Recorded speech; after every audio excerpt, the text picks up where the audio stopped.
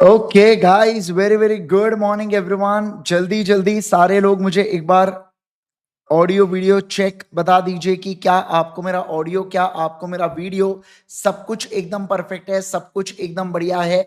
जल्दी जल्दी मुझे एक बार ऑडियो वीडियो चेक दे देंगे। All perfect, all good, all बढ़िया बढ़िया। यस यस यस, बहुत बहुत स्वागत है आप सभी लोगों का इस अमेजिंग से वीडियो के अंदर। दोस्तों आ जाएंगे जल्दी से। और आज हमारा यहाँ पर क्या होने वाला है, आज हम लोग यहाँ पे unit number 8 of Indian contract act को हम लोग रिवाइज करने वाले हैं। और आज हमारा ये पूरा वन शॉट रिवीजन कंप्लीट होने वाला है। ठीक है दोस्तों, ये हमारी CA foundation and CA inter की टीम है। मैं आपको बता दूं, मैं दोनों जगह आपको बिजनेस लॉज यानी कि फाउंडेशन के अंदर बिजनेस लॉ एंड इंटर में आपको कॉर्पोरेट एंड अदर लॉ पढ़ाता हूं। आप हमारे क्लासेस को एनरोल कर सकते हैं ultimateca.com के ऊपर जाकर। मैं आपको एक बात बता दूं कि इस बार हमारे बहुत ही बढ़िया, चाहे फाउंडेशन हो या इंटर हो, इस बार भी हमने बहुत ही बढ़िया से रिजल्ट्स आए हमारे अल्टीमेट सीए के। आप देख सकते हैं, अगर मैं लॉ की स्पेसिफिकली बात करूं तो बहुत ही शानदार रिजल्ट्स रहे हैं। बहुत बहुत ज्यादा नंबर, अच्छे अच्छे स्कोर किए बच्चों ने। और इसके साथ साथ इंटरमीडिएट के अंदर भी अल्टीमेट सीए से बोथ ग्रुप बहुत सारे स्टूडेंट्स पास हुए हैं। दोस्तों एक बात बता दूं आपको, आज हमारा देखिए, आज जो है ना, आज की तारीख है 8 ऑफ अप्रैल।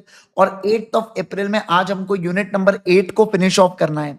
इसके पहले हमारे बाकी पूरे एक्ट्स हो चुके हैं। इंडियन कॉन्ट्रैक्ट एक्ट हमारा लास्ट एक्ट चल रहा है और इसके बाद केवल आईआरएफ बचा होगा।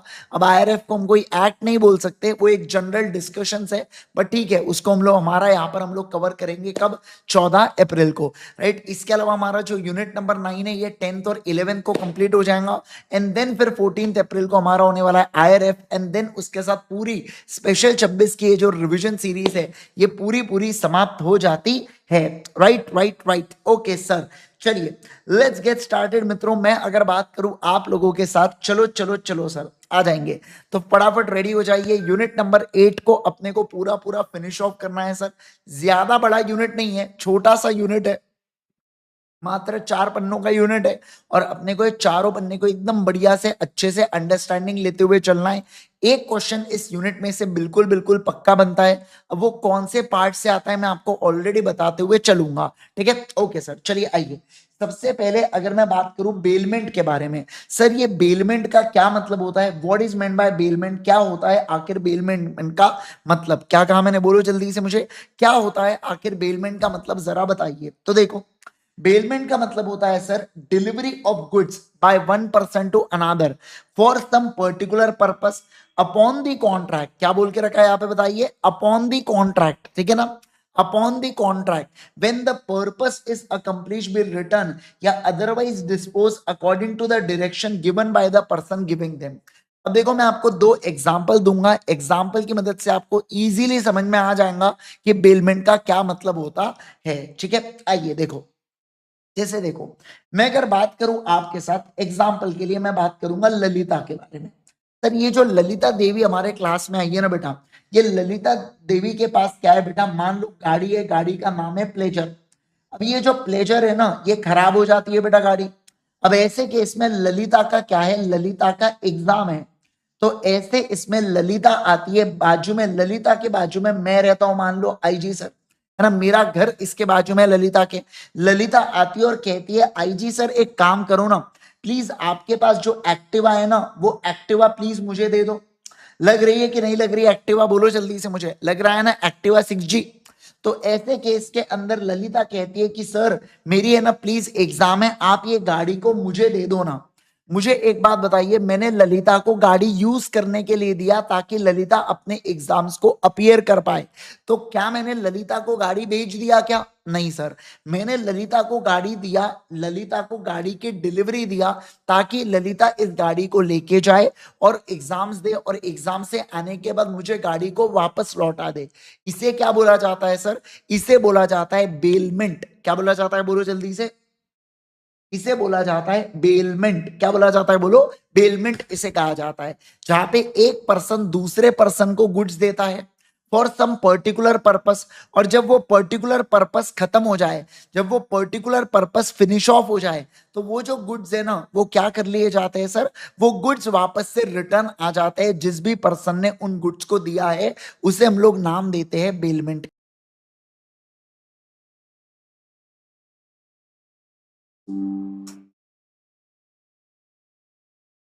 बेटा दोपहर के अंदर कंफर्म हो गया इनका लाइट जाना, है ना। दोपहर के अंदर बिल्कुल बिल्कुल कंफर्म हो गया कि लाइट तो जाके रहेंगे बोले।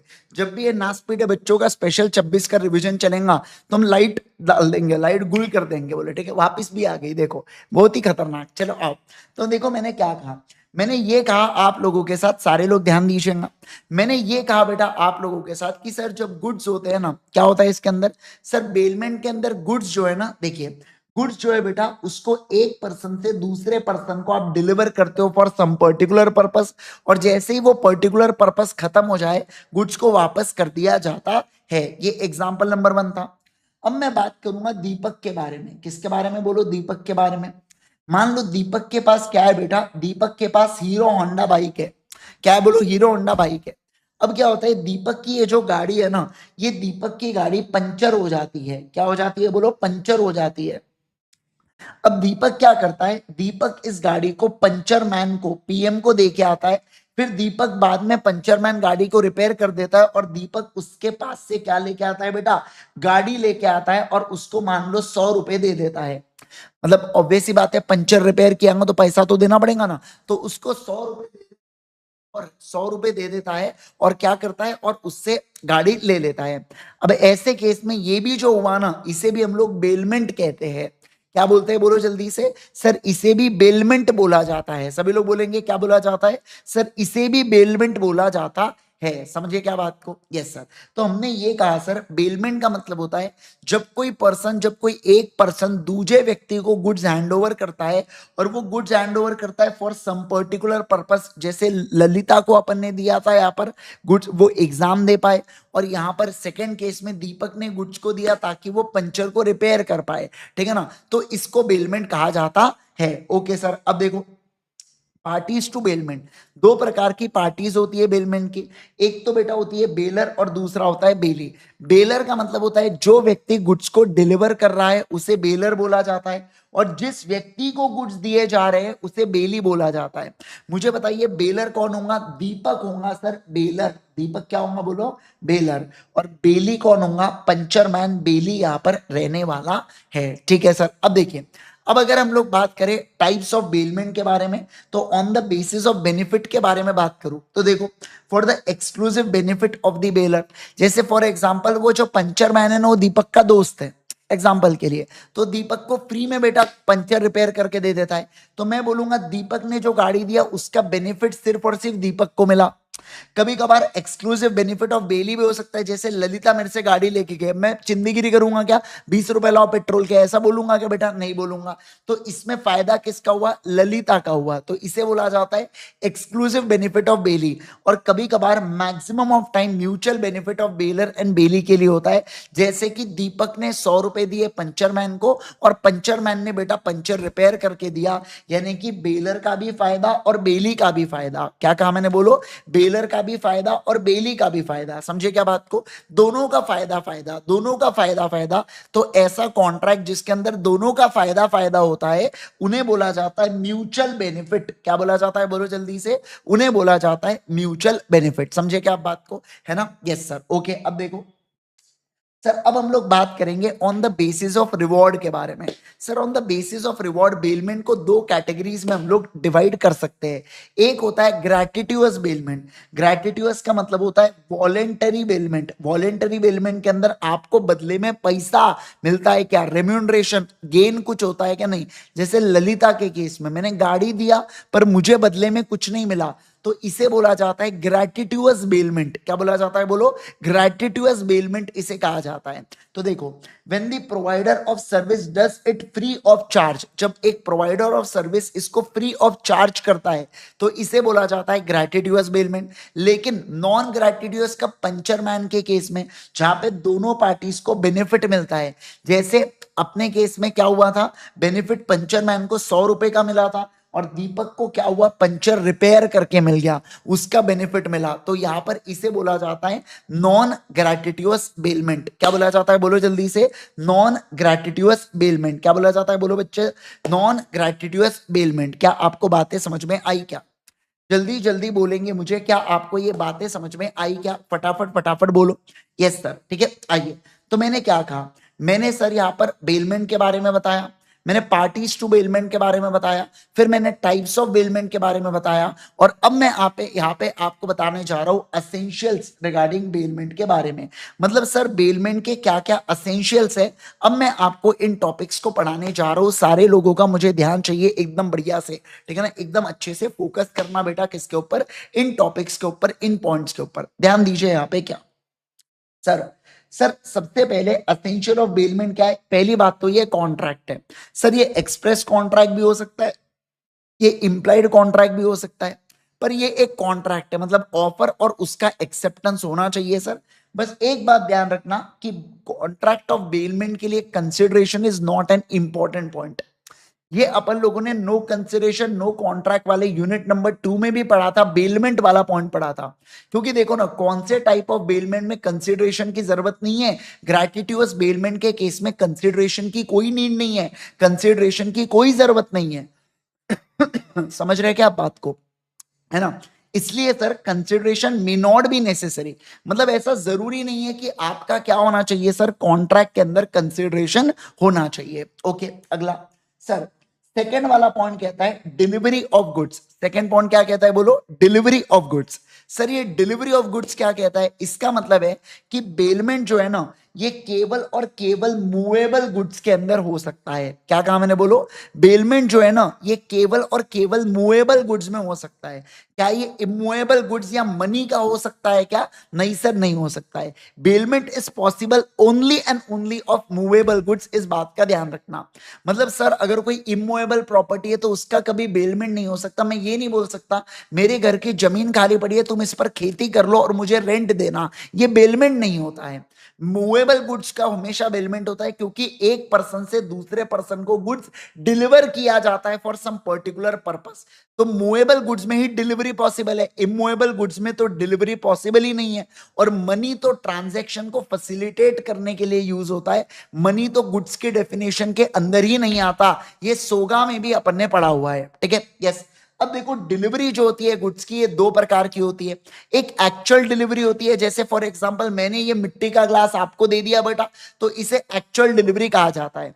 या कंस्ट्रक्टिव डिलीवरी का मतलब क्या होता है, मान लो मेरे पास आलू है जो गोडाउन में पड़े हुए, जिसकी रखवाली मिस्टर ए कर रहा है मेरे बिहाफ में। अब मैं आपको आलू बेच दूं, आप मिस्टर ए को कहते हो मैं तुझे सैलरी दूंगा, तू आलू की रखवाली मेरे बिहाफ में करना है, ऐसा आप कहते हो उसको। तो ये हो गया कंस्ट्रक्टिव डिलीवरी। मतलब डिलीवरी मतलब कंस्ट्रक्टिव डिलीवरी में गुड्स जहां पर थे वहां पर ही रहते हैं, बट पहले जिसके पास कंट्रोल था उसके पास से दूसरे के पास कंट्रोल चले जाता है। क्या, यस सर, चले जाता है, जिसे बोला जाता है कंस्ट्रक्टिव डिलीवरी। क्या बोला जाता है, बोलो, कंस्ट्रक्टिव डिलीवरी कहा जाता है। क्या आपको इतनी बातें क्लियर, बोलो मुझे जल्दी से, क्या आपको इतनी बातें क्लियर? क्या सभी लोग फटाफट बता देंगे।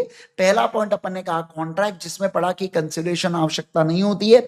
दूसरा मैंने आपको पढ़ाया डिलीवरी ऑफ द गुड, जहां पे मैंने बताया कि दो प्रकार की डिलीवरी होती है, एक तो एक्चुअल, दूसरा कंस्ट्रक्टिव, तीसरा पर्पस। सर बेलमेंट का पर्पस क्या होता है, कुछ ना कुछ पर्पस से, देखो गुड्स कोई भी पर्पस से डिलीवर किया जा सकता है। जैसे मेरी इच्छा थी ललिता को मदद करने की, या मान लो फॉर एग्जांपल दीपक की इच्छा थी कि वो पंचर मैन को 100 रुपए देना चाहता है, और पंचर मैन की इच्छा थी कि वो पंचर को रिपेयर करके देना चाहता है। तो इन पर्पस से गुड्स की डिलीवरी की जाती है। सर बेलमेंट के अंदर पोजीशन चेंज होता है क्या, हाँ बेटा ध्यान रखना, बेलमेंट के अंदर पोजीशन हमेशा हमेशा चेंज होता है। क्या कहा मैंने, बोलो, बेलमेंट के अंदर पोजीशन हमेशा हमेशा चेंज होता है, तभी बेलमेंट वो फैसिलिटेट होगा। और सर बेलमेंट के अंदर यहां पर गुड्स रिटर्न किए जाते हैं क्या, बिल्कुल, रिटर्न ऑफ गुड्स भी बेलमेंट में होता है। एक तो गुड्स एज इट इज होंगे, या अगर मैं कुछ रिपेयर करने बोलूं, मान लो पंचर मैन ने बोला कि टायर बहुत ही खराब हो गया, तो दीपक बोल सकता है एक काम करो, नया टायर ट्यूब डाल दो, है ना। तो अल्टर करके भी बेलर के डायरेक्शन पर, बेलर के कहने पर, बेलर के कहने पर क्या अल्टर करके भी मिल सकता है क्या, बिल्कुल बिल्कुल मिल सकता है, इस बात का ध्यान रखना। तो रिटर्न ऑफ गुड्स है वो as it is same form में भी हो सकता है, या return of goods same form में भी हो सकता है, या अल्टर करके भी किया जा सकता है। क्या, बोलो बच्चों, हाँ सर, अल्टर करके भी किया जा सकता है। क्या आपको इतनी बातें क्लियर है? क्या आपको इतनी बातें एब्सोल्युटली क्लियर है? क्या एकदम बढ़िया तरीके से, फैंटास्टिक तरीके से आपको कॉन्सेप्ट है क्या? जल्दी से यस लिख देंगे सारे बच्चे जितने भी इसको लाइव देख रहे हैं फटाफट। आप लेक्चर को लाइक नहीं करते, भगवान, मैं ना मजाक नहीं कर रहा हूँ, बहुत बड़े पाप का भागीदार बन रहे हो आप बेटा। क्या बोलूं मैं, भगवान देख लीजो, है ना? नहीं नहीं, बस देख लेना अब, है ना? बस अब समझ जाओ बेटा देखने का मतलब क्या है। और भगवान जी देख लिए तो पूरा ही देख लेते फिर वो, है ना? हनी सिंह भी हमारे क्लास में आ रहे, कमेंट कर रहे, पर बच्चे लाइक नहीं कर रहे, बहुत ही हो गया। ये बादशाह फैंस तो नहीं है बेटा हमारे इसमें, है ना?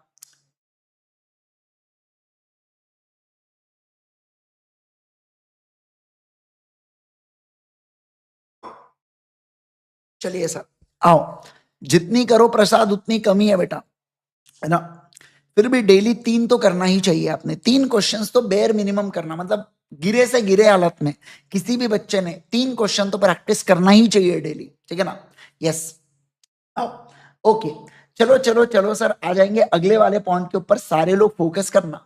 अब मैं बात करूंगा किसके बारे में? अब मैं यहां पर बात करूंगा, सुनो सुनो सुनो, अब मैं अगर बात करूंगा आपके साथ अगले वाले पॉइंट के ऊपर, ठीक है ना? आ जाइए।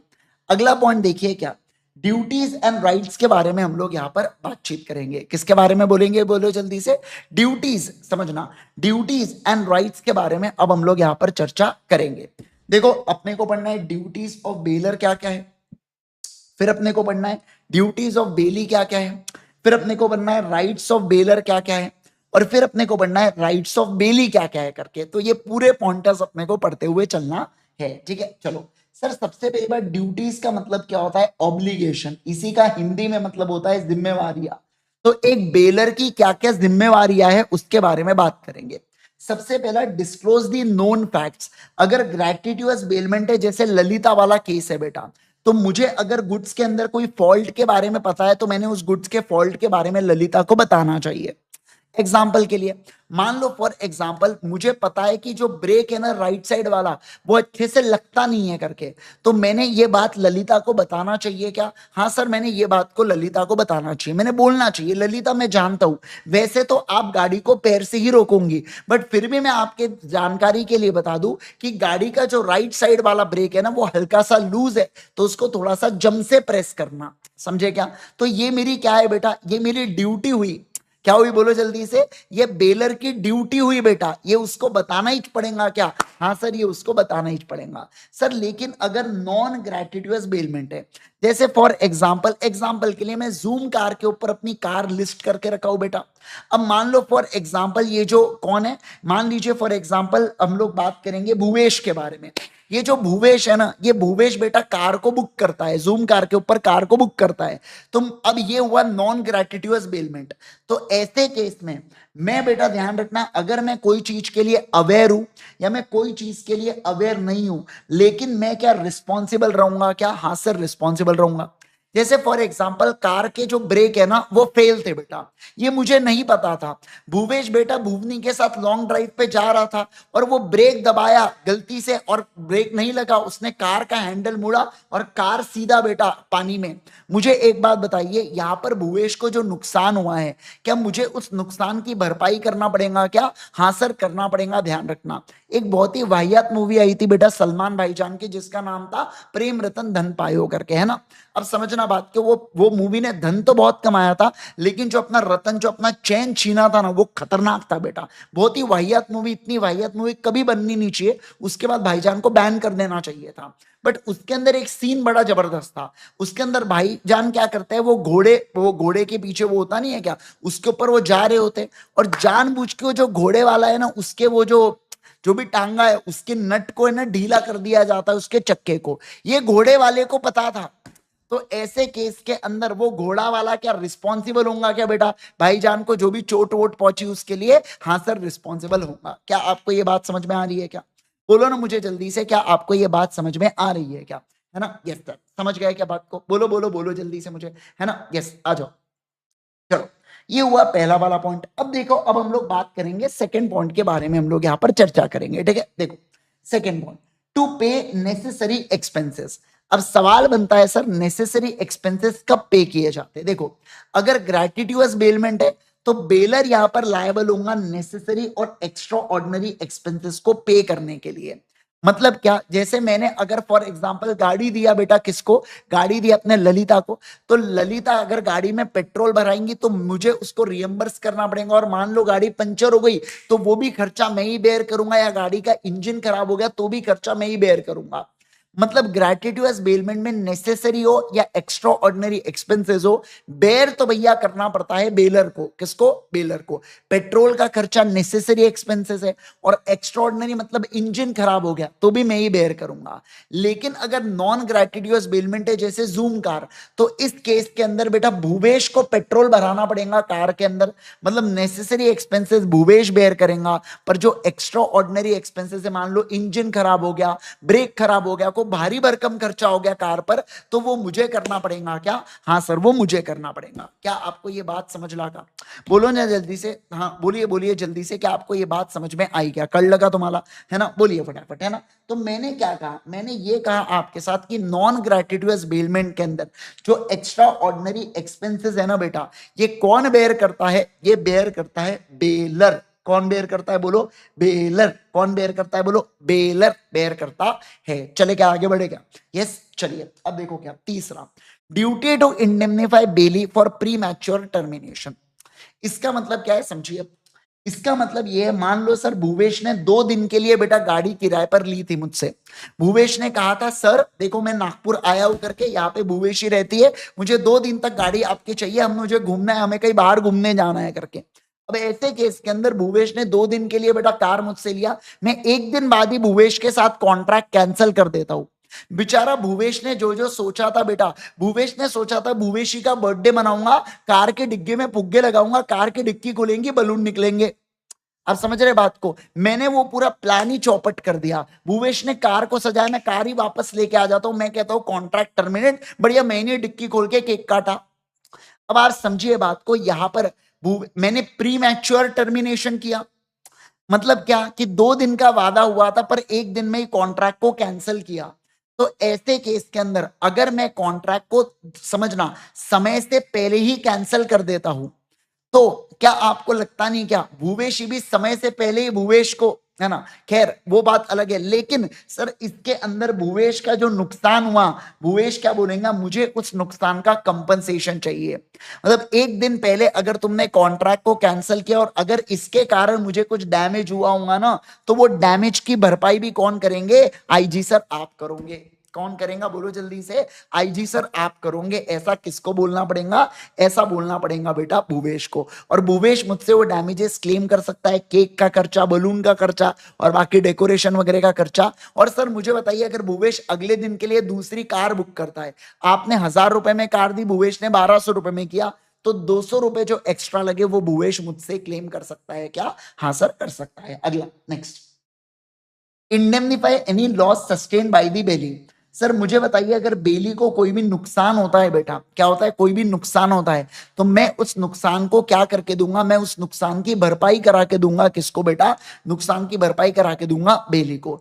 इसके अलावा जब यहां पर बेली गुड्स को लेके आए तो मेरी रिस्पॉन्सिबिलिटी बनती है कि मैंने गुड्स को एक्सेप्ट करना चाहिए। जैसे फॉर एग्जांपल मैंने पंचर वाले को बेटा गाड़ी दिया या मैंने सर्विस वाले को गाड़ी दिया, अब शाम में सर्विसिंग हो गई, वो मुझे फोन कर रहा है बेटा कि गाड़ी आके लेके जाओ, अब मैं लाता नहीं हूं गाड़ी, तो उसको पेड पार्किंग में रखना पड़ता है गाड़ी, जिसके लिए उसको 50 रुपए देना पड़ता है। क्या वो मुझसे 50 रुपए क्लेम कर सकता है? हाँ सर क्लेम कर सकता है, क्योंकि मेरी रिस्पॉन्सिबिलिटी थी गुड्स को लाने की, और मैं अगर गुड्स को एक्सेप्ट नहीं करता हूं तो ऐसे केस में जो भी चार्जेस होंगे बेटा, जो भी गुड्स को संभालने के चार्जेस होंगे ना, वो खर्चा किसको बेयर करना पड़ेगा? बेलर को बेयर करना पड़ेगा। समझे क्या बात को? किसको बेयर करना पड़ेगा? बेलर को बेयर करना पड़ेगा। क्या आपको ये बात समझ में आ रही है क्या?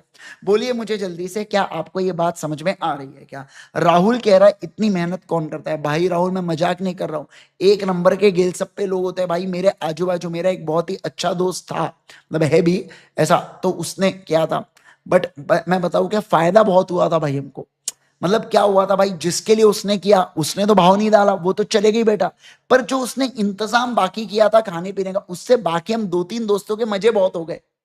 मजा आ गया भाई। उस समय तो ऐसा था ना भाई, पढ़ाई के घर पे भी इतना ऐसा पैसा वैसा थोड़ी देते थे एकदम। आजकल तो बच्चों को ऐसा 1,000 रुपए पॉकेट मनी वगैरह, हमको तो 50 रुपए मिलती थी मात्र, वो भी बड़ी मुश्किल से रुला रुला के, उसमें भी मम्मी कुछ ना कुछ कंची मार देती थी। या जहां मैं पैसे रखता था, मान लो 3 नोटे तो एक गायब कर देती थी, बोलती थी तू कहीं पे भी रख देता है करके। फिर मुझे समझा मैं कहीं पे भी नहीं रखता था, मम्मी जहां पर मैं रखता था वहां पे आके ढूंढ के बराबर एक नोट गायब कर देती थी, है ना। ये बहुत लेट रियलाइजेशन हुआ, पर मुझे कभी कभार लगता है वो कंट्रोल भी अच्छा था बेटा, है ना।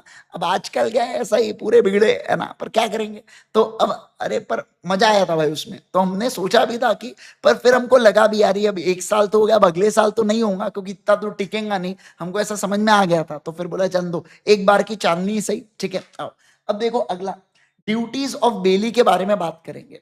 सर ये ड्यूटीज ऑफ बेली के अंदर क्या होता है, देखिए ड्यूटीज ऑफ बेली का मतलब, सुनो सुनो सुनो, ड्यूटीज ऑफ बेली का मतलब ये होता है कि बेली की क्या क्या जिम्मेवारियां है करके। क्या कहा मैंने, बोलो जल्दी से, बेली की क्या क्या जिम्मेवारियां, मतलब मैं जिसको गुड्स दे रहा हूं उसकी क्या क्या जिम्मेवारी है। तो देखो, take reasonable care of goods. अब मुझे एक बात बताइए, मैं यहाँ पे भूवेश को गाड़ी दो और भूवेश बेटा गाड़ी को ऐसा स्किट मारे उससे, ऐसा ऐसा, है ना, और कुछ कुछ मारे बेटा वो गाड़ी पे, आप सोच के देखिए, मतलब ऐसा स्टंट मार रहा है अलग अलग, ऐसा मैं बोल रहा हूं। तो ऐसे केस के अंदर आप सोच के देखिए यार, ये तो गड़बड़ है ना। मतलब भूवेश ने रीजनेबल केयर करना चाहिए ना गुड्स का, गाड़ी दूसरे की मतलब कैसे भी भगाओ, ये क्या बात हो गई भाई। भूवेश भगाभग सिग्नल तोड़ रहा है बेटा, ऐसा नो पार्किंग में गाड़ी खड़ी कर दे रहा है, सलमान भाई बढ़ रहा है फुटपाथ के ऊपर गाड़ी चढ़ा दिया, भाई ऐसा थोड़ी होता है, ऐसा नहीं होना चाहिए।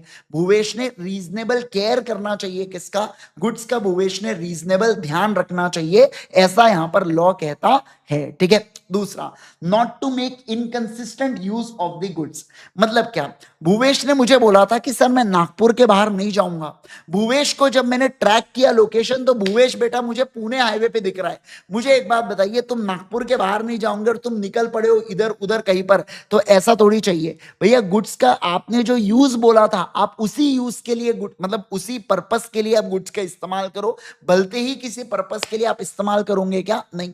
जैसे ललिता ने बोली एग्जाम देने मुझे जाना है, मैं ऐसे ही शाम में बेटा टहल रहा था, तो मैंने देखा कि ललिता ललिता ललित के साथ घूम रही है करके, मैंने कहा ये कौन से एग्जाम है और ये कौन से एग्जाम पेपर दिए जा रहे हैं करके, आप समझना।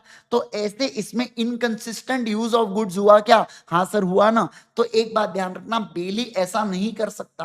पहली बात तो सुनो ना, पहली बात तो कि बेली ने रीजनेबल ध्यान रखना चाहिए गुड्स का, और दूसरा उसने इनकंसिस्टेंट यूज नहीं करना चाहिए गुड्स का, बताया कुछ और कर कुछ और रहा है, ऐसा नहीं होना चाहिए, ओके। तीसरा, अब देखो, not to mix the goods, अब क्या बोल के रखा है यहाँ पे, not to mix the goods, मतलब यहाँ पे बेली की जिम्मेवारी है कि वो खुद के गुड्स के साथ मिक्स कर सकता है क्या, नहीं सर नहीं कर सकता है। अगर वो गुड्स को मिक्स भी करता है कंसेंट से, मतलब पूछ के मिक्स करता है, तो दोनों का रिस्पेक्टिव ओनरशिप रहने वाला है। फॉर एग्जांपल, मैंने 10 किलो चावल बेटा मान लीजिए फॉर एग्जांपल रखा वंशिका के पास। अब वंशिका ने मुझसे पूछा कि सर ये चावल, और मेरे पास भी 10 किलो या मेरे पास भी 20 किलो चावल है, मैं मिक्स कर दूं क्या, सेम ही क्वालिटी के, मैंने कहा कर दो। अब ये 30 क्वालिटी हो गए, तो मतलब 30 किलो हो गए, तो 30 किलो के अंदर 20 किलो का राइट वंशिका के पास है, 10 किलो का राइट मेरे पास है। पर मान लो सर वंशिका गुड्स को मिक्स कर देती है विदाउट कंसेंट, और अगर आप इसको सेपरेट कर सकते हो तो खर्चा कौन उठाएगा, सेपरेशन का वंशिका उठाएंगे। जैसे अब चावल को मिक्स कर दिया पर ये तो अलग नहीं हो पाएंगे, तो वंशिका को मुझे कंपनसेट करना पड़ेगा। अगर बिन पूछे वंशिका ने क्या किया है, बिन पूछे वंशिका ने अगर मिक्स कर दिया है चावल को, तो उस केस के अंदर पूरा कंपनसेशन मुझे कौन करेंगी, वंशिका करेंगी, ओके। फिर आता है रिटर्न द गुड्स। मुझे बताइए, पंचर मैन ने पंचर को रिपेयर कर दिया, या ललिता की एग्जाम हो गई, तो क्या लगता है आपको, गुड्स वापस लौटाना चाहिए, घुमाते रहना चाहिए गाड़ी को, मजा आ रहा है इसलिए। सर ऑब्वियस ही बात है, गुड्स को वापस करो, तो उसे ही बोला जाता है रिटर्न ऑफ गुड्स। यानी कि एक बेली की जिम्मेवारी होती है कि आपको गुड्स को क्या करना पड़ता है, रिटर्न करना पड़ता है। इसके अलावा return the accretion from the goods. अब return the accretion from the goods का मतलब क्या है, जैसे फॉर एग्जांपल मैं बात करूंगा सावन के बारे में। मैं सावन के पास बेटा, मेरे पास 2 गैया है, मैं 2 गैया सावन के पास छोड़ के जाता हूं बेटा, ठीक है ना, ओके। और मैं कहा गया हूं, मैं सिंगापुर मान लो घूमने गया हूं 1 महीने के लिए। मैं 1 महीने बाद आता हूं तो मुझे पता चलता है कि जो गैया थी उन्होंने एक बछड़े को जन्म दिया है। तो सावन क्या बोलेगा, सावन ऐसा बोल सकता, आपने मुझे 2 गैया दी थी, मैं 2 गैया वापस करूंगा, बछड़ा अपने पास रखूंगा। अरे भाई साहब ऐसा नहीं होता। अगर गुड्स के ऊपर कुछ भी एक्रीशन हुआ है ना, तो वो एक्रीशन आपको मुझे देना पड़ेगा। मान लो मैंने अपने शेयर्स आपके पास अभी कुछ दिनों के लिए रखा हूं ताकि आप मुझे लोन दे दो। अब उसी के बीच में शेयर्स पर बोनस डिक्लेयर हो जाता है, तो आप ये नहीं बोल सकते बोनस मैं रख लूंगा, तुम अपने ओरिजिनल शेयर्स रख लो करके। ऐसा होता क्या? नहीं सर, ऐसा नहीं होता। समझ में आ रहा है क्या बात है? Yes sir. इसके अलावा not to set up adverse title. मान लो मैंने सर भूवेश को यहाँ पे गाड़ी दिया था, भूवेश क्या किसी और को, पूर्वा को बेच सकता है क्या गाड़ी को? नहीं सर, नहीं बेच सकता है। क्या कहा मैंने? बोलो, बेच सकता है क्या? नहीं सर, नहीं बेच सकता है। इस बात का ध्यान रखना। मतलब वो एडवर्स टाइटल सेट नहीं कर सकता। क्या कह रहा हूं मैं? बोलो, वो एडवर्स टाइटल सेट नहीं कर सकता, ऐसा मैं यहां पर कह रहा हूं। मतलब कि सर अगर मैंने आपको टाइटल दिया है तो आप उस टाइटल, मतलब अगर आपके पास टाइटल है तो आप आगे गुड्स को बेचो, पर अगर आपके पास टाइटल नहीं है तो आपको क्या गुड्स को बेचना है क्या? नहीं सर, आप गुड्स को आगे नहीं बेच सकते। अब हम लोग बात करेंगे राइट्स ऑफ बेलर के बारे में। सबसे पहला, right to terminate the contract. देखो, अगर मुझे पता चलता है कि गुड्स का इनकंसिस्टेंट यूज कर रहा है बेली, तो क्या मैं कॉन्ट्रैक्ट को कैंसिल कर सकता हूं क्या? हाँ सर, मैं कॉन्ट्रैक्ट को कभी भी कैंसिल कर सकता हूं। ठीक है, ओके। अगला, right to demand back the goods. जैसे ही कॉन्ट्रैक्ट का पर्पस कंप्लीट हो जाए या जैसे ही टाइम कंप्लीट हो जाए, तो मैं क्या गुड्स को वापस मंगवा सकता हूं क्या? मैं बोल सकता हूं भूवेश भाई 2 दिन हो गए, चलो निपटाओ जल्दी जल्दी आओ करके, और ना मतलब जल्दी जल्दी जहां पर भी हो तुम आ जाओ फटाक से, मेरे गुड्स मेरे को वापस करो। तो मैं डिमांड बैक कर सकता हूं अपने गुड्स को। सर अगर कोई रॉन्ग डूअर है, जैसे भूवेश बेटा गाड़ी के साथ इधर उधर बेटा गेड़िया चला रहा है, गेड़िया मार रहा है, ये इधर उधर ऑफ रोड कुछ कुछ कर रहा है बेटा, तो ऐसे केस के अंदर ध्यान रखना, मुझे पता है ये मेरे गाड़ी को डैमेज कर रहा है, तो मैं उसके खिलाफ क्या केस भी फाइल कर सकता हूं क्या? हाँ सर, बिल्कुल बिल्कुल केस फाइल कर सकता हूं। इसके अलावा राइट टू स्यू दी बेली, मैं बेली के ऊपर केस फाइल कर सकता हूं इनकंसिस्टेंट यूज के लिए, और अगर मुझे कुछ डैमेज हुआ है तो मैं उसका कंपनसेशन भी मांग सकता हूं। जैसे ऐसा सेम हुआ था हमारे साथ गोवा में। मैं, मोनी सर, पीपी सर, तेजस सर, हम लोग गोवा गए थे, तो हमने वहां पे 2 व्हीलर लिया था। तो 2 व्हीलर, अब क्या हुआ, जो एक 2 व्हीलर थी ना बेटा, वो डैमेज हो गई थी हमसे। अब वो हमसे नहीं होते, वो डैमेज होंगी पहले से, बट वो ऐसा बता रहा था सामने वाला व्यक्ति जैसे वो हमसे डैमेज हुई करके, मतलब उसका जो शॉकअप होता है ना, सस्पेंशन, वो टूट गया था। अब उस चक्कर में क्या हुआ, अब उस केस के अंदर वो पर्सन हमसे कंपनसेशन मांगा। अब वो पर्सन बेलर था, हम बेली थे, और उसने हमसे 1500 रुपए जो मांगा बेटा, वो क्या हो गया, वो कंपनसेशन हो गया। समझना बात को, वो क्या हो गया, वो कंपनसेशन हो गया। किसके लिए? कि जो भी उसका सस्पेंशन टूटा है बेटा, उसका कंपनसेशन हो गया। समझे क्या? अरे बहुत छोटे लोग रहते भाई वहां पे, है ना, ऐसा पहले से टूटा हुआ रहेगा, पहले से स्क्रैच रहेगा, और बोलेंगे तुमने किया और तुमसे पैसे ऐट लेंगे, मतलब बहुत ही हो गए। तो ठीक है, पर हमारे पीपी सर चिले। अच्छा ये हुआ क्या, वो बोल रहा है भैया 2500 लगेंगे, पीपी सर बोल रहे देख हमको भी पता है ये टूटा नहीं है, हम 1500 रुपए देंगे करके। बोल मान रहा है क्या? नहीं तो हम जाते करके, है ना, चाहे जो करना है कर ले, हम जा रहे। तो बोले ठीक है भैया दे दो 1500, आपका नहीं मेरा नहीं, लगा दूंगा 1000 रुपए। बोला हाँ, है ना, अब समझ में आ गया चुट्टागिरी, है ना। हाँ, ये है चुट्टे, है ना, ऐसा। चलो, 2500 की चीज तुम 1500 में सेटल कर रहे हैं, हम तो बच्चे ही बैठे हैं ना इधर, मतलब भूत ही हो गए। तो चलो चलो चलो, हर बार का है उनका ऐसा, मतलब वहां पे ऐसा पैटर्न है, ये हमको बाद में पता चला, है ना, पहले नहीं पता चला, बाद में पता चला, लेट हो गए हम। अब अगली बार हम लोग पहले से ऐसा सब बोलो सोच के जाएंगे।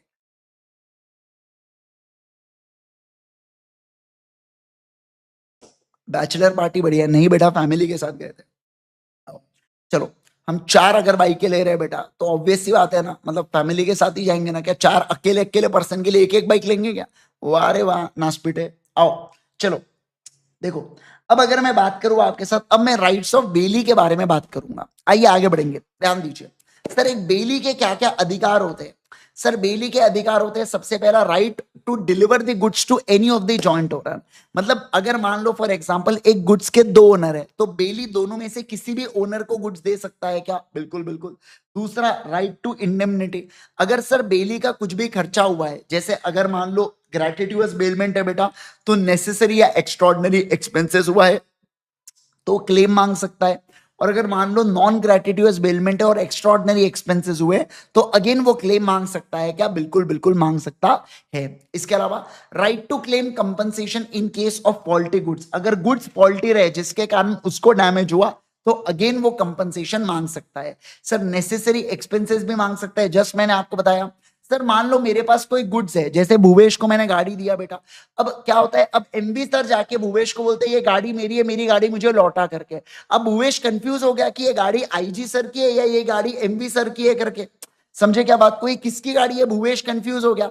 तो भूवेश जा सकता है कोर्ट ऑफ लॉ के पास और बोल सकता है क्या कि आप डिसाइड करके दो कि भैया टाइटल किसका है, जिसका टाइटल है मैं उसको क्या दे दूंगा, मैं उसको गाड़ी दे दूंगा।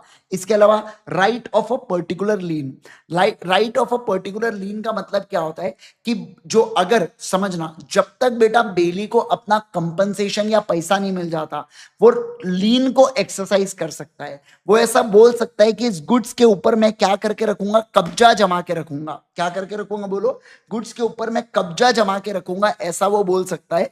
इसे पर्टिकुलर लीन बोला जाता है।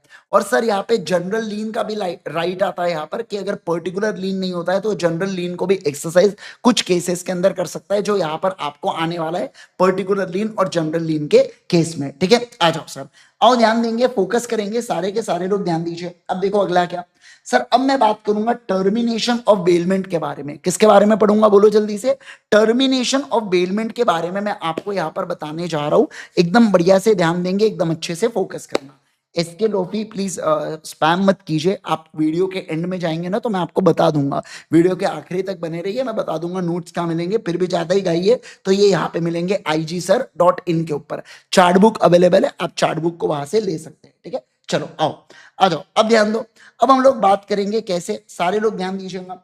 सर इंडियन कॉन्ट्रैक्ट एक्ट को कैसे रिवाइज करें, पढ़ के, और कैसे रिवाइज करेंगे बेटा, है ना? जैसे रिवीजन लेक्चर हो रहा है, रिवीजन लेक्चर देखने का, रिवाइज करने का, पढ़ने का, खुद से रिवीजन होता फिर बढ़िया, है ना? आओ चलो, अब देखो, अब बात करेंगे सर टर्मिनेशन ऑफ बेलमेंट के बारे में।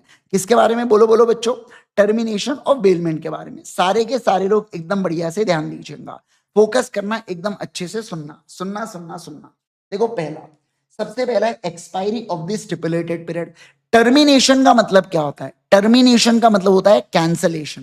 क्या होता है बोलो जल्दी से? टर्मिनेशन का मतलब होता है कैंसलेशन ऑफ बेलमेंट। तो बेलमेंट कैसे कैंसल होता है? तो सबसे पहला है बेटा कि जो स्टिपुलेटेड पीरियड है, जैसे भूवेश को मैंने, अगर मान लो मैंने भूवेश को अगर बेटा क्या वो कह रहा हूं मैं, अगर मैंने मान लीजिए भूवेश को यहां पर मैंने इसके लिए 2 दिन के लिए गाड़ी दिया था, तो इस चक्कर में मुझे बताइए भूवेश को क्या 2 दिन में ही गाड़ी का इस्तेमाल करना है क्या? हाँ सर। और उसके बाद क्या वो गाड़ी का इस्तेमाल कर पाएगा क्या? ना सर, नहीं कर पाएगा।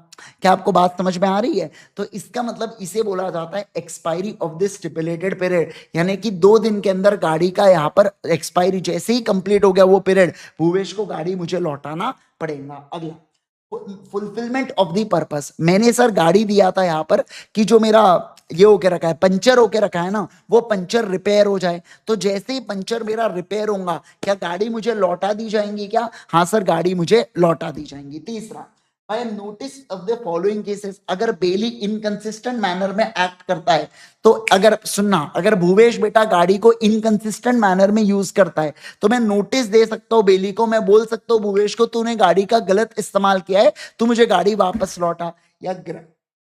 या जो ग्रेटिट्यूअस बेलमेंट होता है ना, इसमें तो मैं कभी भी बोल सकता हूं कि मुझे तू गाड़ी को लौटा करके। इसके अलावा bye death of either of baler या बेली, तो बेलर या बेली दोनों में से किसी की भी अगर डेथ हो गई तो कॉन्ट्रैक्ट ऑफ बेलमेंट कैंसिल होता है और आपको कॉन्ट्रैक्ट मतलब जो भी रिवर्स कर देना पड़ता है। जैसे गुड्स बेली के पास होंगे तो वापस बेलर को लौटा देना पड़ता है। या सर अगर मान लो सब्जेक्ट मैटर ही डिस्ट्रॉय हो गया बेटा, क्या हो गया? सब्जेक्ट मैटर ही डिस्ट्रॉय हो गया, मतलब जो गाड़ी थी, फॉर एग्जांपल भूकंप आया, भूकंप में गाड़ी तहस नहस हो गई, तो मैं बोलूंगा बेलमेंट का कॉन्ट्रैक्ट कैंसिल हो गया। भूवेश ये नहीं बोल सकता अरे आपने तो वादा किया था मुझे गाड़ी देने का, पर गाड़ी अब तो कुछ बचे ही नहीं, सिर्फ चक्के बचे, अब चक्के ही दे दो करके, ऐसा नहीं बोल सकता। ध्यान रखना, अगर सब्जेक्ट मैटर ही डिस्ट्रक्ट हो जाता है तो बेलमेंट का कॉन्ट्रैक्ट क्या होगा? कैंसल। क्या होगा बोलो जल्दी से? कैंसल। बेलर या बेली किसी की भी डेथ हो गई तो अगेन कॉन्ट्रैक्ट क्या होगा? कैंसल। मुझे क्या लगता है इस बार है ना इसके ऊपर एक केस स्टडी बना के पूछेंगे ये लोग, है ना। ये बहुत प्यारा पॉइंट है, ये जो 2 पॉइंट है ना बहुत ही अच्छे पॉइंट है बेटा, जिसके ऊपर से सवाल पूछेंगे और आपको बोलेंगे अब बताओ कौन किससे डैमेजेस क्लेम कर सकता है। तो आपको बताना पड़ेगा कि सर बेलर या बेली दोनों में से किसी की भी डेथ हो जाती है या डिस्ट्रक्शन ऑफ सब्जेक्ट मैटर होता है, तो इन दोनों केसेस के अंदर कॉन्ट्रैक्ट ऑफ बेलमेंट कैंसिल हो जाता है, टर्मिनेट हो जाता है। और अगर वो टर्मिनेट हुआ तो उस केस के अंदर कोई भी किसको डैमेजेस देने वाला है क्या? नहीं सर, नहीं देने वाला है। समझ में आया क्या? अरे बोलो ना जल्दी से मुझे, क्या आपको ये बातें समझ में आ रही है क्या? Yes sir. अब देखो, अब हम लोग बात करेंगे लीन के बारे में। सर लीन का मतलब क्या होता है? लीन का मतलब होता है कब्जा। क्या मतलब होता है बोलो जल्दी से? लीन का मतलब होता है कब्जा। ठीक है, तो देखो, lien is the right of a person to retain the goods belonging to another until the claim is satisfy या ड्यू या debt due to him is repaid. मतलब बेसिकली क्या बोल के रखा है? लीन का मतलब होता है एक पर्सन का अधिकार। क्या होता है बोलो जल्दी से? एक पर्सन का अधिकार। मतलब जैसे फॉर एग्जांपल ये जो बॉटल है बेटा, ये मान लीजिए ये बॉटल गौरी की है, मैं इस बॉटल के ऊपर कब्जा करके रख लेता हूं। क्यों? क्योंकि गौरी के पास मेरे 500 रुपए हैं। अब गौरी जब तक मुझे वो 500 रुपए नहीं लौटाती है ना, मैं क्या करता हूं, मैं इस बॉटल के ऊपर कब्जा कर लेता हूं। इस कब्जे को बोला जाता है लीन। क्या बोला जाता है बोलो जल्दी से? इस कब्जे को बोला जाता है लीन। समझ गए क्या? तो लीन का मतलब क्या होता है? लीन का मतलब होता है एक पर्सन का राइट। क्या होता है बोलो? एक पर्सन का राइट, जहां पर वो गुड्स को रिटेन करके रख सकता है, वो गुड्स को अपने पास रख सकता है। कब तक? आखिर कब तक रख सकता है? जब तक रख सकता है बेटा, जब तक क्लेम सेटिस्फाई नहीं हो जाता। ओके, अब देखो, अब बात करेंगे टाइप्स ऑफ लीन के बारे में। सर ये टाइप्स ऑफ लीन में सबसे पहला पॉइंट आता है पर्टिकुलर लीन और दूसरा आता है जनरल लीन। अब एग्जांपल मैं आपको देता हूं, जैसे फॉर एग्जांपल मैंने प्रॉपर्टी के कागजात आपको दिया और मैंने आपसे कहा मुझे लोन दे दो। अब आप ध्यान रखना, जब तक मैं आपको लोन रीपे नहीं करता आप वो प्रॉपर्टी के कागजात अपने पास रखते हो। या मान लो मैं गाड़ी का इस्तेमाल कर रहा हूं, मैं कार का, आप मैं आपसे कहता हूं मुझे लोन दे दो, आप कहते हो क्यों लोन दूं? अगर मान लो तूने लोन डुबाया तो क्या करेगा? मैं कहा आप मेरी गाड़ी लेके चले आना करके। अगर आपको इतना डाउट लग रहा है कि मैं आपका पैसा नहीं दे पाया, तो मेरे पास गाड़ी है, कार खड़ी है बाहर, उठा के लेके चले आना। अब मान लो अगर मैंने आपको लोन नहीं दिया ना, तो आप मेरे उस कार को उठा सकते हो, पर आप क्या मेरे टू व्हीलर को उठा पाओगे क्या? नहीं सर, टू व्हीलर को नहीं उठा सकते, सिर्फ कार को उठा सकते। इसे बोला जाता है पर्टिकुलर लीन। क्या बोला जाता है बोलो? पर्टिकुलर लीन। पर्टिकुलर लीन किसी एक पर्टिकुलर गुड्स के ऊपर होता है, जैसे कार, जैसे घर, जैसे एक टू व्हीलर या मोबाइल फोन, ऐसे एक पर्टिकुलर गुड्स के ऊपर होता है। तो यहां पर क्या होता है, एक पर्सन के पास राइट टू रिटेन होता है of particular goods in respect of which claim is due. जैसे फॉर एग्जांपल बैंक ने कार लोन दिया था, आपने कार लोन पे नहीं किया, बैंक आपके कार को उठा के लेके चले जाएंगे। This is a example of particular lean. Bank आपके घर पे कब्जा नहीं कर सकती, बैंक आपके गोल्ड सिल्वर की ज्वेलरी नहीं ले सकती। मतलब यहां पर बेली ने रेंडर किया था कोई सर्विस जिसके अंदर लेबर या स्किल इन्वॉल्व थी in respect of goods bailed, he has right to retain such goods. अब इसका एग्जांपल देता हूं, जैसे फॉर एग्जांपल मान लो मैंने 10 ग्राम सोना दिया बेटा सोनार को, ज्वेलर को, मैंने उसको बोला मुझे एक बैंगल क्रिएट करके दे, है ना, उसने एक बैंगल बना के दिया उससे। अब मैं उसका लेबर का खर्चा है मान लो 10,000 रुपए, मैं जब तक उसको 10,000 रुपए नहीं देता हूं ना, वो उस बैंगल के ऊपर कब्जा करके रख सकता है क्या? बिल्कुल बिल्कुल कर सकता है। इसे बोला जाता है पर्टिकुलर लीन। जहां पर बेली ने रेंडर किया है सर्विसेज, मतलब ज्वेलर ने रेंडर किया है सर्विसेज, ज्वेलर ने रेंडर किया है सर्विसेज, और समझना और समझना समझना समझना, मैंने उसको उसके पैसे नहीं दिया, और मैंने उसको उसके पैसे नहीं दिया, तो उसने जिस पर्टिकुलर गुड्स पर काम किया वो उसको लीन करके रख सकता है। मान लो मैंने पंचर मैन के दीपक ने 100 रुपए नहीं दिए होते, तो पंचर मैन गुड्स को अपने पास रख लेता। इसे भी मैं नाम देता हूं पर्टिकुलर लीन का। किसका नाम देता हूं बोलो जल्दी से बच्चों? पर्टिकुलर लीन का नाम देता हूं। क्या आपको ये बातें समझी क्या? नहीं, मुझे बोलो ना जल्दी से, क्या आपको ये पूरी पूरी बातें एब्सोल्युटली क्लियर हो गई क्या? यस। क्या मैं आगे बढ़ सकता हूँ क्या? आप बोल नहीं रहे यार, क्या मैं आगे बढ़ सकता हूँ क्या? हाँ सर, हम लोग आगे बढ़ सकते हैं क्या? इतनी बातें एब्सोल्युटली क्लियर क्लियर है क्या? एकदम बढ़िया से आपको सारी बातें, बढ़िया से एकदम सारी बातें आपको समझ में आई है क्या? फटाफट बोलो, जल्दी से बोलो मुझे। यस।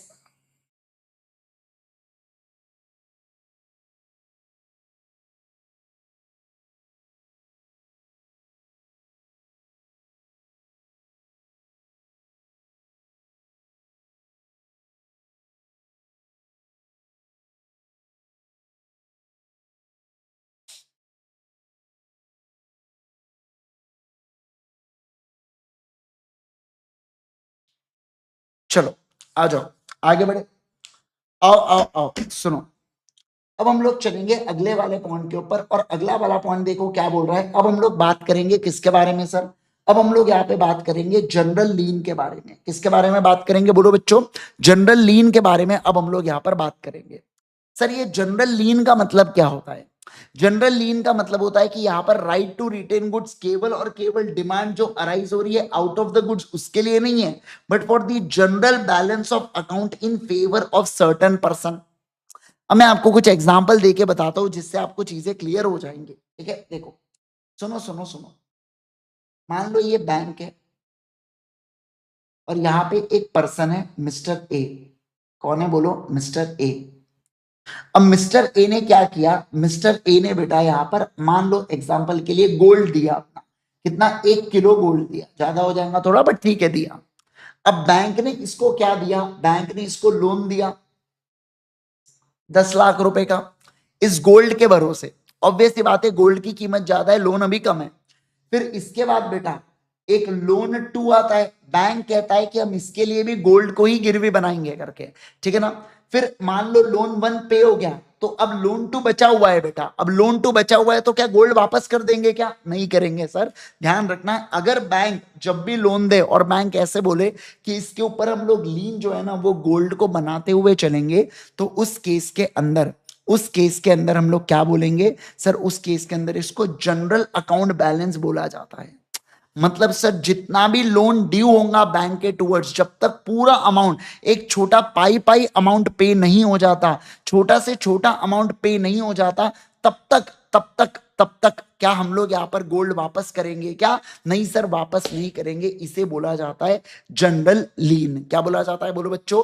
इसे बोला जाता है जनरल लीन। समझ में आया क्या? क्या आपको ये बातें समझ में आ रही है क्या? फटाफट फटाफट जल्दी से बताएंगे मुझे। Got it everyone? Yes sir. चलिए आइए ध्यान दो। अब हम लोग बात करेंगे फाइंडर ऑफ लॉस्ट गुड्स के बारे में, हम लोग चर्चा करेंगे। सर ये फाइंडर ऑफ लॉस्ट गुड्स क्या कहता है? मान लो जैसे सुनिए, मैं बात करूंगा यहाँ पे किसके बारे में सर? हम लोग यहाँ पे बात करेंगे, यहाँ पर हम लोग बात करेंगे पीपी सर के बारे में। किसके बारे में बोलो जल्दी से? पीपी सर के बारे में। क्या हुआ था बेटा? मान लीजिए जो पीपी सर है ना, पीपी सर का क्या हो जाता है? पीपी सर का फोन गुम जाता है। क्या हो जाता है बोलो जल्दी से? फोन जो है ना वो खो जाता है, मार्केट में कहीं घूम जाता है। अब ये जो फोन है, ये फोन की कीमत कितनी है? फोन की कीमत है 30,000 रुपए। और ये फोन किसको मिलता है बेटा? ये फोन मेरे को मिलता है। तो मुझे बताइए सर मैंने क्या करना चाहिए? तो याद करो यूनिट नंबर 6 में अपन ने पढ़ा था कि आईजी सर आपने सिम निकाल के फोन को यूज करना चाहिए। नहीं नासपीटो, मैंने फोन को ट्रू ओनर को वापस करना चाहिए। यानी कि मैं पीपी सर को ढूंढूंगा और उनको फोन को वापस करूंगा। क्या? हाँ सर, उनको फोन को वापस करूंगा। मतलब देखो, where person finds the goods which does not belong to another, तो उसे बोला जाता है फाइंडर ऑफ गुड्स। क्या बोला जाता है बोलो? Finder of goods. और ये मेरी ड्यूटी है बेटा कि मुझे ट्रू ओनर को ढूंढना है और सरेंडर करना है गुड्स को। क्या करना है बोलो? मुझे ट्रू ओनर को ढूंढना है और सरेंडर करना है गुड्स को। अब जो फाइंडर ऑफ गुड्स है ना, इसका पास कोई राइट नहीं होता बेटा टू स्यू दी ओनर। अब ध्यान दीजिए, अब क्या होता है? पीपी सर का फोन गुम गया था 30,000 रुपए का। अब सुनना सुनना सुनना, अब मैं जो पीपी सर को ढूंढूंगा, मान लो मैंने 2,000 रुपए का एक्सपेंस खर्चा किया बेटा पीपी सर को ढूंढने के लिए। मैं अब इतने गर्मी में बेटा मैं क्या टू व्हीलर पे घूमूंगा? क्या मैंने भी कैब किया और मैं इधर उधर पीपी सर को ढूंढ रहा था। तो मेरा 2,000 रुपए का क्या हुआ? मेरा 2,000 रुपए का एक्सपेंस हुआ। क्या हुआ बोलो? मेरा 2,000 रुपए का खर्चा हुआ। तो क्या मैं इस खर्चे को, एक्सपेंस को पीपी सर से क्लेम कर सकता हूं क्या? इसका जवाब है कि मैं पीपी सर से क्लेम कर सकता हूं। बट एक बात ध्यान रखना, समझना बात को, एक बात ध्यान रखना, मैं जो फाइंडर हूं ना, मैं पीपी सर को इस 2,000 के खर्चे के लिए केस कर सकता हूं क्या? नहीं सर। पर मैं गुड्स को अपने पास रिटेन करके रख सकता हूं क्या? मैं पीपी सर को बोलूंगा मैं आपका फोन वापस ही नहीं करूंगा जब तक आप मुझे 2,000 रुपए नहीं देंगे। माना मैं पीपी सर के ऊपर केस नहीं कर सकता, पर मैं पीपी सर को गुड्स रिटेन करके रख सकता हूं क्या? हाँ सर। इसके अलावा ये पीपी सर के फोन में ना 2 बिटकॉइन थे बेटा। क्या थे बोलो जल्दी से? 2 बिटकॉइन और उसके पासवर्ड, वो सब चीजें थी। तो पीपी सर बोलते हैं जो भी फोन को ढूंढेगा उसको मैं 20,000 का रिवॉर्ड दूंगा। क्या दूंगा बोलो? 20,000 का रिवॉर्ड दूंगा। मुझे बताइए क्या मैं ये रिवॉर्ड को क्लेम कर सकता हूं क्या? तो इसका जवाब है हाँ, मैं पीपी सर से इस रिवॉर्ड को क्लेम कर सकता हूं। मतलब कि अगर ओनर ने बेटा कोई रिवॉर्ड घोषित किया है तो मैं केस कर सकता हूं पीपी सर के ऊपर कि मुझे क्या दो, वो रिवॉर्ड दो। बट इस और गुड्स को इसके लिए रिटेन भी कर सकता हूं। अब जब तक पीपी सर मुझे 20,000 का रिवॉर्ड नहीं देते, मैं 20,000 के लिए केस भी कर सकता हूं, या मैं 20,000 के लिए पीपी सर का फोन अपने पास भी रख सकता हूं क्या? बिल्कुल बिल्कुल रख सकता हूं। क्या कहा मैंने, बोलो जल्दी से। मैं बिल्कुल बिल्कुल रख सकता हूं। क्या आपको इतनी बातें क्लियर है? मुझे जल्दी से बताएंगे मुझे, क्या आपको इतनी बातें क्लियर है? यस सर, एब्सोल्युटली इतनी बातें क्लियर है। अभी तक किसी को कोई कंफ्यूजन? No confusion. अब देखो क्या, लेकिन सर मुझे बताइए क्या मैं पीपी सर के जो गुड्स मुझे मिले क्या मैं इसको बेच सकता हूं क्या? तो देखो मैंने बेटा बहुत ढूंढा पीपी सर को, और ढूंढने पर भी अगर वो मुझे नहीं मिलते हैं तो कुछ ऐसे केसेस है जहां पे मैं पीपी सर के इस फोन को बेच सकता हूं। पहला, अगर गुड्स जो है वो पेरिशिंग नेचर के, मान लो फोन के जगह अगर पीपी सर के मुझे यहाँ पे, मान लीजिए पीपी सर मार्केट में गए थे और वो आलू प्याज का थैला भूल गए बेटा, तो पेरिशिंग गुड्स हो गए जो खराब हो जाते कुछ समय बाद। तो अगर गुड्स पेरिशिंग नेचर के तो मैं उसको बेच सकता हूं। या मान लो फोन है और मैंने पीपी सर के जो ढूंढने के चार्जेस है ना बेटा, वो 2/3 ऑफ वैल्यू जितने हो गए, कितने हो गए बोलो, 2/3 ऑफ वैल्यू। जैसे 30,000 का फोन है और इसका 2/3 कितना होगा, 20,000 रुपए, और मान लो पीपी सर को ढूंढने का खर्चा 20,000 या उससे ज्यादा का हो गया, तो लॉफुल चार्जेस जो ढूंढने के, अगर मैंने क्या कर दिया वो 2/3 ऑफ वैल्यू या उससे ज्यादा हो गया, तो उस केस के अंदर मैं बेच पाऊंगा। दो केसेस है बेटा जब मैं फोन को बेच सकता हूं। पहली बात, अगर वो पेरिशिंग नेचर का है, फोन तो पेरिशिंग नेचर का नहीं होता, पर दूसरे गुड्स पेरिशिंग नेचर, जैसे फ्रूट्स वेजिटेबल्स, ये सब चीजें पेरिशिंग नेचर की होती हैं।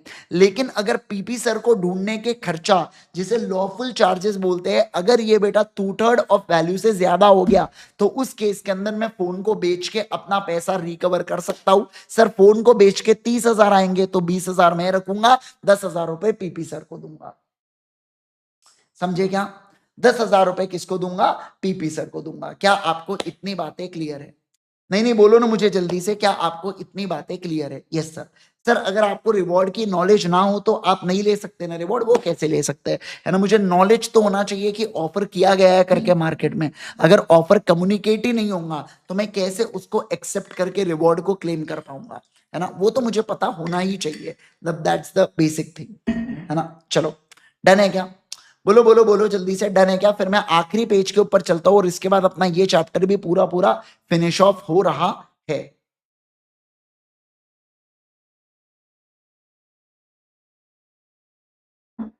चलिए सर आ जाओ। अब मैं बात करूंगा अगले पॉइंट के बारे में, जहां पे मैं आपको प्लेज का कॉन्सेप्ट समझा रहा हूं बेटा। सर ये प्लेज का मतलब क्या होता है, सुनना, देखो अच्छे से ध्यान दीजिएगा। मैं बात करूंगा मिस्टर ए के बारे में। सर मिस्टर ए को है ना लोन चाहिए था। अब मुझे बताइए, मिस्टर ए को लोन क्या कोई भी दे देगा क्या? जैसे मान लो कोई बैंक होगा या कोई मनी लेंडर होगा, क्या वो फुकट में मिस्टर ए को 10 लाख रुपए का लोन देने वाला है क्या? नहीं सर। बदले में वो क्या मांगने वाला है, बोलो जल्दी से। बदले में वो कुछ ना कुछ सिक्योरिटी के तौर पर मांगने वाला है। अब मिस्टर ए ने मान लीजिए फॉर एग्जाम्पल सिक्योरिटी के तौर पर क्या दे दिया, गोल्ड के ऑर्नामेंट्स दे दिया। क्या दे दिया बोलो? गोल्ड के ऑर्नामेंट दे दिया। किसको? बैंक को या मनी लेंडर को? बैंक को या मनी लेंडर को।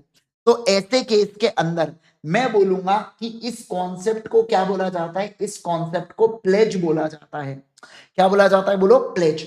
यहां पर मिस्टर ए होते हैं प्लेजर, जो गुड्स को दे रहे हैं उन्हें प्लेजर बोला जाता है, और जिन्हें गुड्स दिया जा रहा है उन्हें बोला जाता है प्लेजी। क्या बोला जाता है बोलो जल्दी से? प्लेजी उन्हें कहा जाता है। तो देखो, the bailment of goods as a security for payment of debt, जब आप गुड्स को सामने वाले के पास गिरवी रखते हो for the payment of debt या परफॉर्मेंस ऑफ प्रॉमिस, तो उसे प्लेज बोला जाता है। जैसे गांव के केस में जनरली लोग है ना गाय या भैंस, इसको बेटा गिरवी रखते हैं। अब गाय भैंस को भी क्योंकि गुड्स माना जाता है, तो ऐसे केस के अंदर ये भी कॉन्सेप्ट प्लेज के अंदर ही आता है। क्या? बिल्कुल सर। अब प्लेजर को ही कॉन्सेप्ट, प्लेजर का ही नाम होता है पॉनर। क्या नाम होता है बोलो जल्दी से? पॉनर। क्या बोला जाता है बोलो जल्दी से मुझे? पॉनर उसे कहा जाता है। तो प्लेजर को ही अपन नाम देते हैं यहां पर पॉनर, और जो प्लेजी का कॉन्सेप्ट है वो यहां पर क्या बन जाता है? पौनी बन जाता है। क्या बन जाता है बोलो जल्दी से? पौनी बन जाता है। समझे क्या आप बात को? ओके, तो सर बेसिकली ये होता है कि जो यहाँ पर पॉनर है ना, वो व्यक्ति गुड्स को देता है किसको? सामने वाले मनी लेंडर या बैंक को, जो बदले में लोन या कुछ देने वाला है, और वो बन जाता है पॉनर। और दूसरा व्यक्ति क्या बन जाता है बेटा? दूसरा व्यक्ति बन जाता है पौनी। क्या बन जाता है? बोलो जल्दी से। दूसरा व्यक्ति बन जाता है यहाँ पर पौनी। समझे क्या? Yes, okay. अब देखो, अब हम लोग बात करेंगे essentials of contract of pledge के बारे में। सर ये कॉन्ट्रैक्ट ऑफ प्लेज क्या कहता है? कुशल क्या हो गया बेटा आपको? I really want to thank you a lot because your special 26 series was able to clear foundation and I dent. क्या बात है, क्या बात है, बहुत बढ़िया। आ जाओ, अमेजिंग, कांग्रेचुलेशंस। आइए अब देखो, आ जाओ अगले वाले पॉइंट के ऊपर। मेरे हिसाब से लैग वैग तो नहीं है ना? लैग वैग नहीं है ना? सब कुछ बढ़िया है ना? एक कौन है रे, इसको हटाओ, झूठा अफवाह फैला रहा है। अच्छा बिठा दिए, ये डर हमें अच्छा लगा। आओ देखो, अब मैं बात करूंगा essentials of the contract of pledge के बारे में। सर ये essentials of contract of pledge क्या कहता है? सर ये कॉन्ट्रैक्ट ऑफ प्लेज में क्या क्या एसेंशियल्स है? तो देखो, जो भी बेलमेंट के एसेंशियल्स है वो इसके अंदर होना चाहिए। फिर देखो, यहां पर जो बेलमेंट है ना, वो एज अ सिक्योरिटी के तौर पर किया जा रहा है। किसके तौर पर? बोलो, सिक्योरिटी के तौर पर। सर सब्जेक्ट मैटर क्या है? सब्जेक्ट मैटर है प्लेज ऑफ गुड्स, मतलब गुड्स यहां पर मेन सब्जेक्ट मैटर है जिसको गिरवी रखकर गुड्स लिए जा रहे हैं। फिर गुड्स जो प्लेस्ड है ये एग्जिस्टेंस में होना चाहिए क्या? हाँ सर, ये कोई फ्यूचर या कंटिंजेंट गुड्स नहीं होना चाहिए, ये एग्जिस्टिंग गुड्स होना चाहिए। और सर यहां पर गुड्स की डिलीवरी होना चाहिए प्लेजर से प्लेजी को। क्या कहा मैंने? बोलो, प्लेजर से प्लेजी को गुड्स की डिलीवरी होना चाहिए क्या? हाँ सर, प्लेजर से प्लेजी को गुड्स की डिलीवरी होना चाहिए। क्या कहा मैंने? बोलो, प्लेजर से प्लेजी को गुड्स की डिलीवरी होना चाहिए। डन है इतना? क्या इतनी बातें एब्सोल्युटली क्लियर? क्लियर बोलो मुझे, क्या आपको ये पॉइंट एकदम फैंटास्टिक तरीके से क्लियर है? तो अपन ने प्लेज का पॉइंट पढ़ा, फिर मैंने अभी आपको पढ़ाया कुछ ऐसे एसेंशियल जो प्लेज के अंदर होने चाहिए। अब हम लोग कुछ ड्यूटीज पढ़ेंगे पॉनर की, फिर हम लोग राइट्स ड्यूटीज पढ़ेंगे, और फिर राइट्स पढ़ेंगे पॉनर और पॉनी दोनों के, और उसके बाद अपना टॉपिक समाप्त हो जाता है।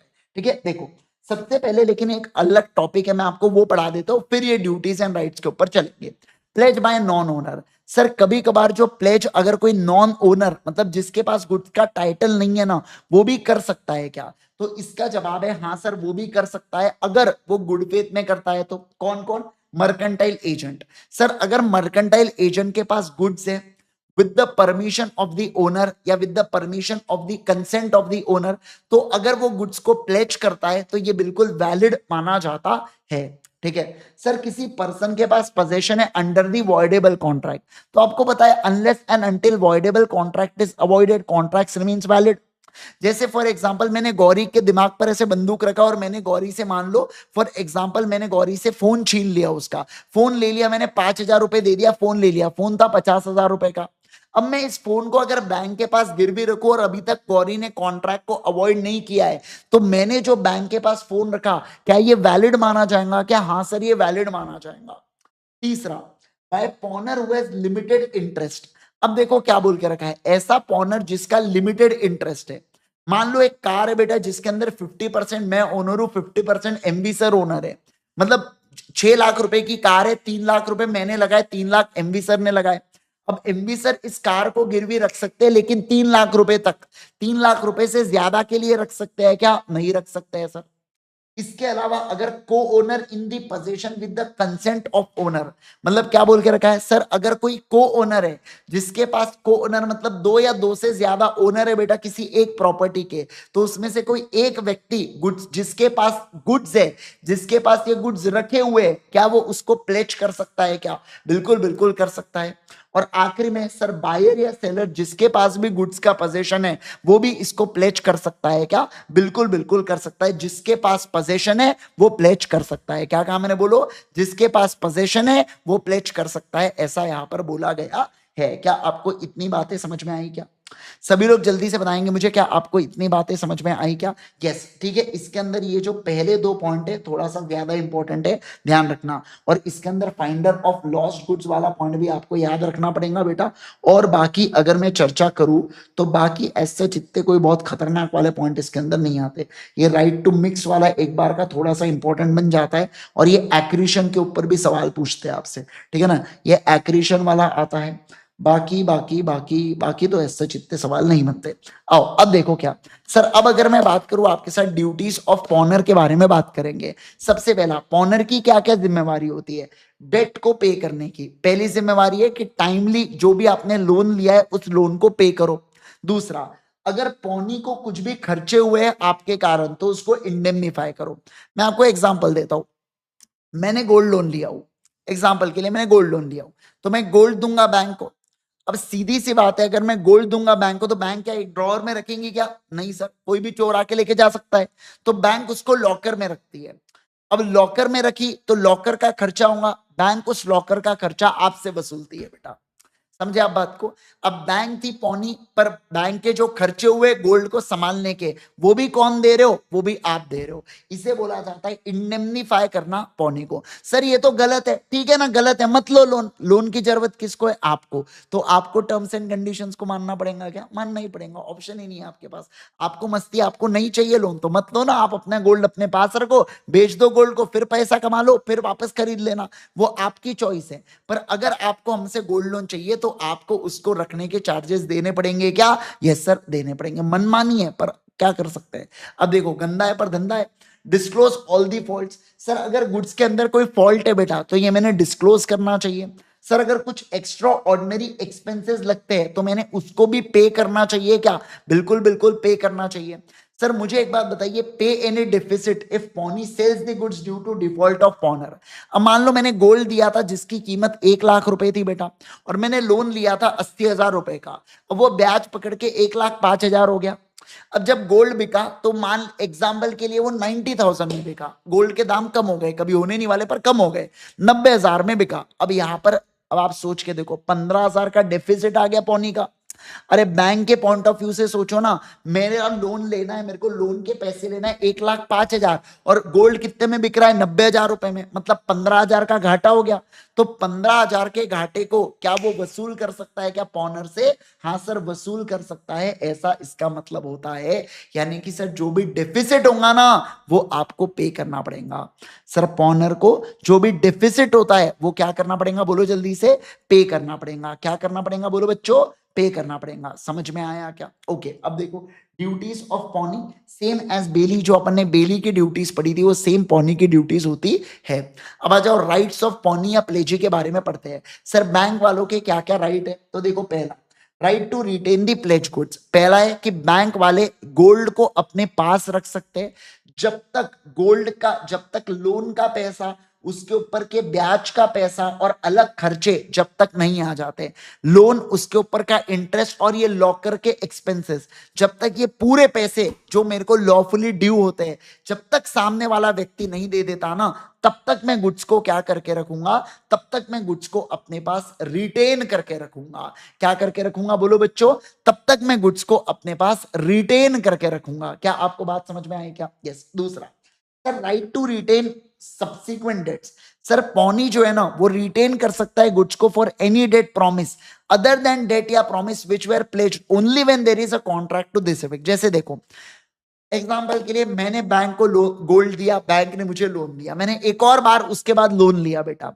अब ध्यान रखना, अगर मैं पहला लोन चुका देता हूं तो बैंक को मुझे गोल्ड वापस करना पड़ेगा। बैंक दूसरे लोन के लिए गोल्ड को गिरवी नहीं रख सकती।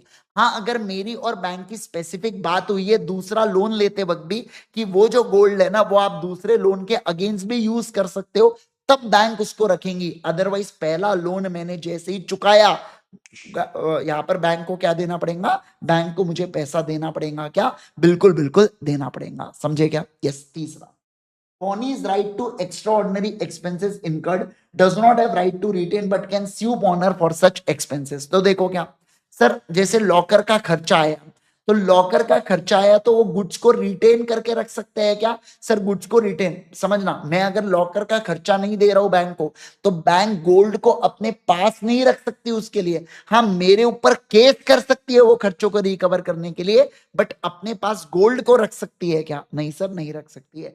इसके अलावा pawnee's right where pawner makes default.